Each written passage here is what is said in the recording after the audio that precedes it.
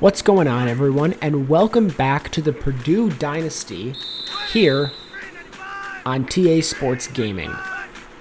So I just want to talk a little bit about what this is going to be as I show some practice highlights in the background. First, I'll talk about what the practice highlights were. First, for the first couple minutes, you're going to get some passing plays, then some running plays with the first team. Then we're going to show some passing and running with our second team offense against our first team defense, actually, because I was playing with the offense, and I wanted to see how our backups would do against the starters of the defense. I just wanted to see how that would go. And as you can see here, there's some completions, there's some incompletions. I throw a couple picks here and there, and it's just good to see which players are showing out and which players are doing well. Some of the players I was really impressed by was Malik Carr, one of the receivers. I also was really impressed by David Bell, of course, who's been really good for us, and Rondale Moore, who, I mean, everything he does is impressive at this point, so should I even really be surprised that what he did is incredible? I really shouldn't whenever he does something incredible, because that's just Rondale Moore. So I want to talk a little about what my plans are for this series and just what I'm expecting to do. So the goals that I have so far is that I'm going to upload a video every Monday and every Friday around 3:30 Eastern to this channel. As you can see, the day that this is being uploaded is Friday, and that Friday, I believe, is February 19th. So the next episode after this one will be the first game, and that will be the Monday after this Friday, where we will be playing against Notre Dame. Already recorded that video, and it's interesting. It is interesting. I think you guys will be looking forward to what we had to do in that game against Notre Dame in the cross-state rivalry that we had there. So, some of the things I want to mention here is that my plan is that I don't expect this series to go... I don't expect this to be too easy. I know that there's some really solid players on the Purdue roster right now as of the college football revamped roster that they have. But some of the players, the thing is that this is a really young roster, and there's a lot of players who are getting a little bit older, and I'm a little bit worried. I need to make sure that I replenish the prospects well enough and bring in good recruits. Which reminds me, talking about this, after the third game of the season, we will get a prospect update where I will show a bunch of the recruiting prospects that we are going after in our recruiting class, and I'm going to be showing some highlights from some of their high school film, which is something I'm looking forward to doing because I haven't done something like that before, and I'm really excited to see how that goes. Something else I'm really looking forward to is just, this entire franchise. I'm just really looking forward to seeing what's going to happen. I'm really looking forward to playing with some of these players. I will mention, last stream, last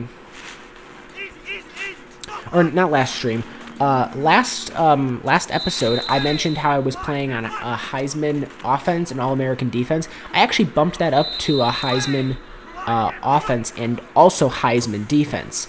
And the reason for that is simply because I started playing in one of the games with these sliders, and I was like, this is just a little bit too easy in terms of my defense. And I bumped up a couple of the sliders, like I bumped up some of the blocking sliders and some of the defense sliders for CPU, because I was just like, I'm getting some of these passes off way too easy, and some of these runs are going off way too easy.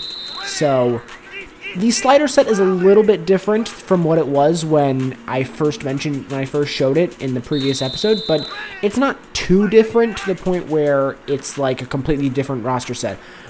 At the end of next episode, I will have an updated, at the end of this episode, I will have an updated slider set down in the description below. So if you want to check out my slider set, it'll be updated down in the description below based off what it was at the end of the first game that I played in episode 3, which you will see next time.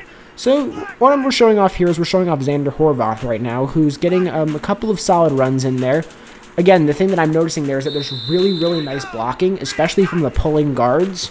That's the one thing that I was really excited to see, is that pulling guards looked really, really strong in this, which is something that whenever I've been playing NCAA 14, the run game has always been my biggest weakness, and I was just like seeing the pulling guards play really, really well, and I was just so happy to see that because it was something I just wasn't expecting to see, and that's just a really good thing when the pulling guards are really, really solid.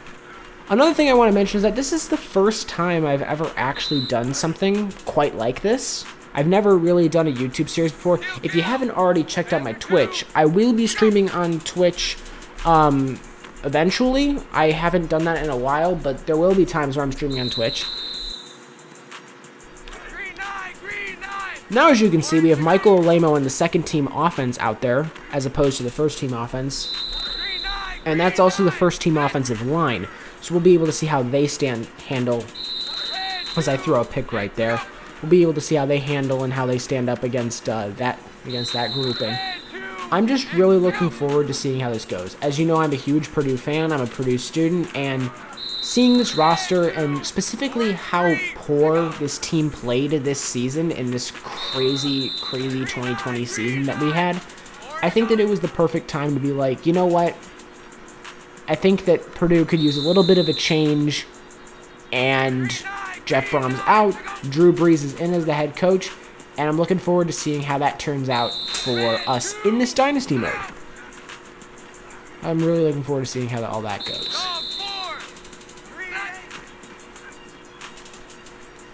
You can see the deep ball here, and what a play by TJ Sheffield.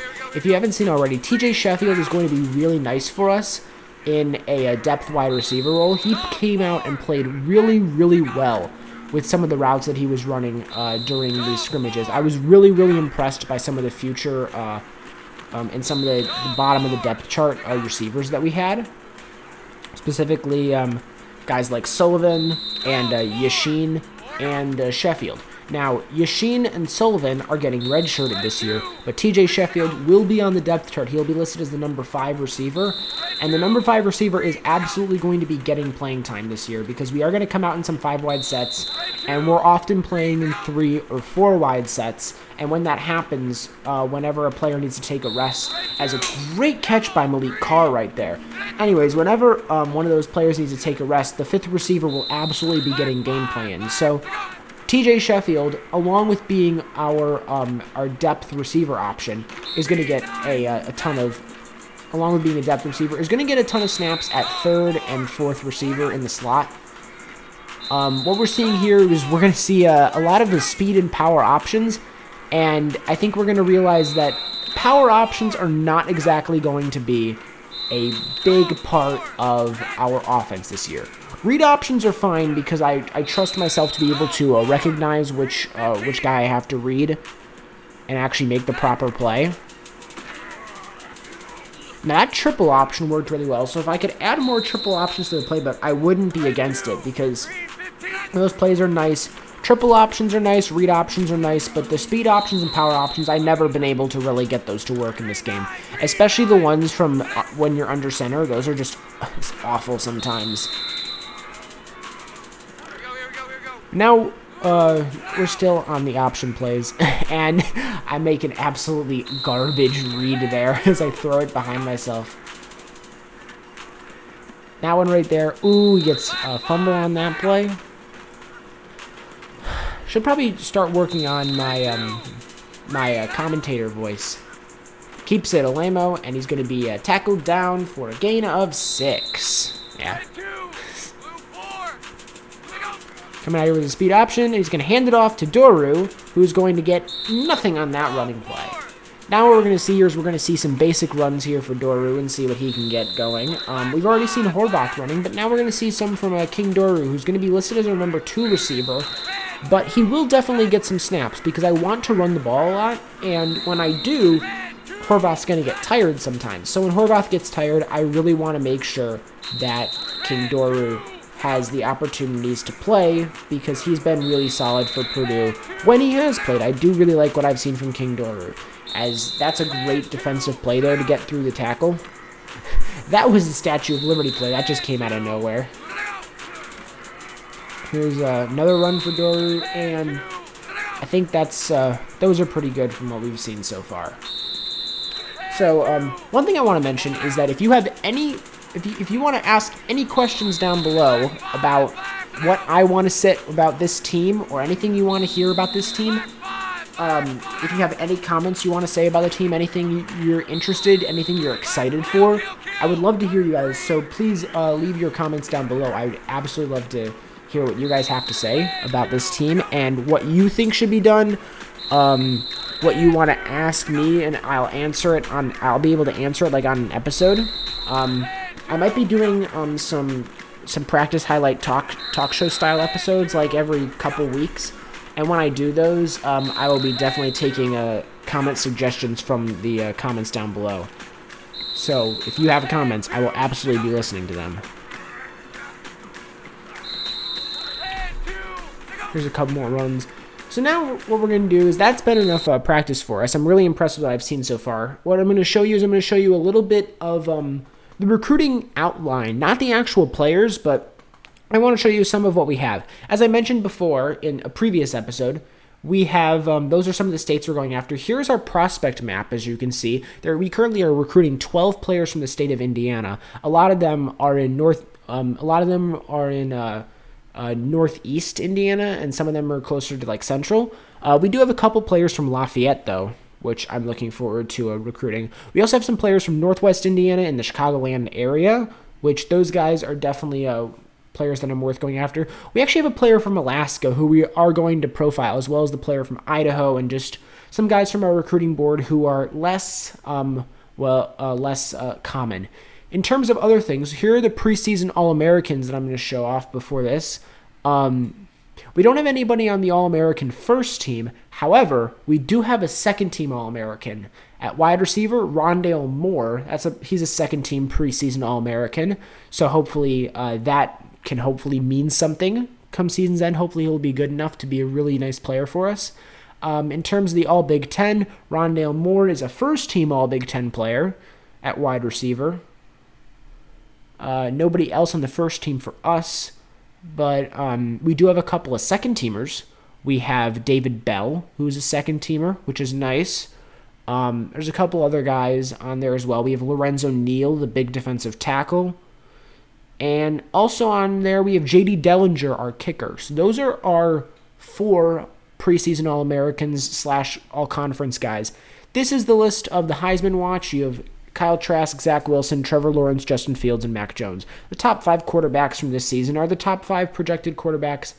That's not a surprise. In terms of the toughest places to play, as you can see, we're not towards the very top.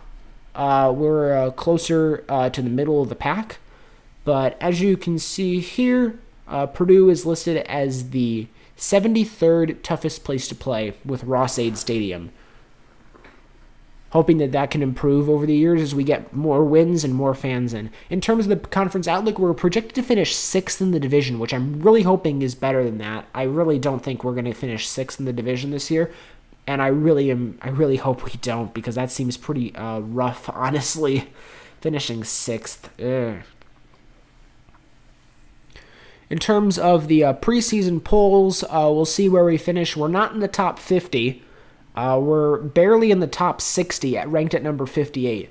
So now we're going to show us, we advanced to week 2 as there was a bye week in week 1, and we are going to face off against number 9 Notre Dame in our first week. Lee Corso does pick them to win. That was our schedule. In Notre Dame's first game, they won 55-30 over Temple, and that's their full schedule. And in that game, Ian Book threw for 4 touchdowns, with Kyron Williams getting 2 himself.